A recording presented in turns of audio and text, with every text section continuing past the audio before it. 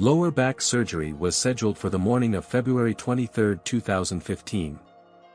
I get there and was prepped for my surgery. I was scared and nervous, but it helped to pray with the hospital priest and my wife. After a couple of hours, I went in for surgery. In my pillowcase was a rosary, and pictures of my wife and 2 daughters. The surgery took 2.5 hours, after which, they took me to the recovery room. The surgeon spoke to my wife and told her that the surgery was a success. After a while, I woke up and they moved me to a different room. The doctor and I spoke. He told me that I will hurt for a little bit, but I can't have any pain medications, at all. I needed to build up a tolerance for the pain and that I was going to leave the next day. But before I left, I was going home with some equipment, a physical therapy treatment and a few other things. I was happy about all that. My surgeon and his team were amazing and knew exactly what they had to do. The nurses didn't pass the information about me not having pain medications to the next shift. So, after a couple hours of suffering with the excruciating pain, I asked my wife if she could get me a nurse. She does so and the nurse comes into the room. I tell the nurse that I need something for the pain because I couldn't take it anymore.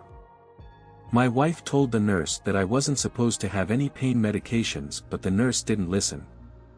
She came back with morphine and told me, "When you see a green light come on in the machine, that means it's ready to be used." I replied, "Okay." The nurse didn't put the shut-off switch on the machine.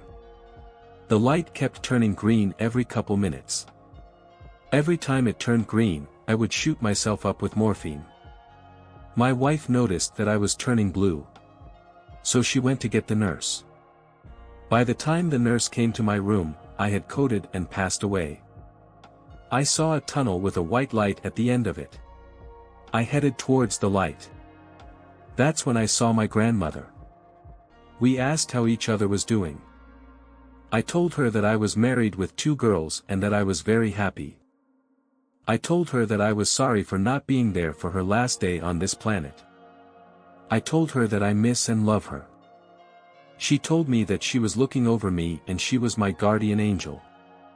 I told her, "Thank you." She said, "You have to go now." I said, "No, I want to stay with you." She opened her arms and called me over for a hug. When I went to go hug her and tell her that I love and miss her again, I woke up while taking a hard gasp of air. My chest was on fire and my back was in 10 times more pain than it was before. I saw my wife crying, so I began to cry. The nurse went to get the priest. I also saw a cop standing by the door, so I began to flip out. I couldn't sit still in the hospital bed for about 20 to 25 minutes. The priest spoke to me. After a while, I began to calm down. But I noticed that I had lost all feeling in my legs. My surgeon was called in and was chewing out the hospital staff. After everything calmed down, I was sent to the ICU floor for treatment. I had to learn how to walk again. I also was attached to all types of machines and my doctor said that I wasn't leaving until I had a bowel movement. It took me a week to use the bathroom. I had to learn how to get off the bed, because of the pain I was having from the turning and twisting of my back. I went from staying overnight and going home, to staying for a week in the hospital. When I asked my wife what happened to me while I was gone, she told me that I was blue in the face. She said I had shot myself up about 52 times with morphine, then I passed away. The nurses and doctors came in and tried CPR on me and then they used the defibrillator. My heartbeat was very faint, so they hit me with some adrenaline. That's when my whole body jerked and I woke up. To this day I find it hard to understand why this has happened to me. The pain in my back has gotten worse since the whole situation. From time to time, I still lose feeling in my legs and can't walk.